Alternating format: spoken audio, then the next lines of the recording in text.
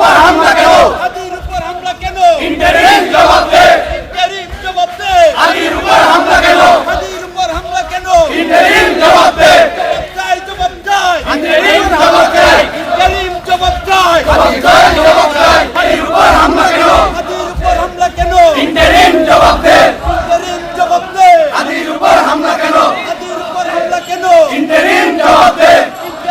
Interim জবাব দে। বানচালের ষড়যন্ত্র মানি না, মানবো না। মানবো না। বানচালের ষড়যন্ত্র। আমাদের প্রশাসনের যে তালবাহানা, আমাদের এই বর্তমান জাহাঙ্গীরনগর বিশ্ববিদ্যালয় প্রশাসনের যে দীর্ঘসূত্রিতা, সেই দীর্ঘসূত্রিতার মাত্রা ছাড়িয়ে গিয়েছে। আমাদের 15 জুলাই এই জায়গায় আমাদের উপর যে সকল শিক্ষক, কর্মকর্তা, কর্মচারী আমাদের উপর, নিরীহ আমাদের শিক্ষার্থীদের উপর, আন্দোলনরত শিক্ষার্থীদের উপর ঝাঁপিয়ে পড়েছিল, তাদের আমরা বিচার এখন পর্যন্ত পাইনি।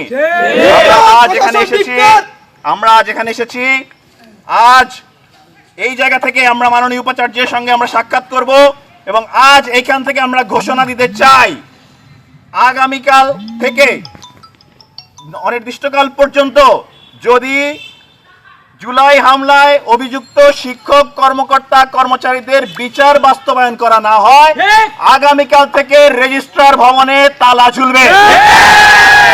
কোনো প্রকার প্রশাসনিক কার্যক্রম কখনো টপ প্রায়োরিটি হতে পারে না। এই ক্যাম্পাসে দোসর, খুনি যারা আমাদের এই ক্যাম্পাসের জুলাই বিপ্লবী যারা রয়েছে, তাদেরকে হুমকির মুখে রেখে কোনো প্রকার নাটক, প্রশাসনিক কার্যক্রম এই ক্যাম্পাসে চলতে পারে না। আমরা আজ এখান থেকে ঘোষণা দিচ্ছি, আমরা মাননীয় উপাচার্যের সঙ্গে এখনই সাক্ষাৎ করব। যতদিন না পর্যন্ত উনি এই বিচার কার্যক্রম শেষ করতে পারছেন না, ততদিন পর্যন্ত এই ক্যাম্পাসের টপ প্রায়োরিটির কোনো কাজ হতে পারে না।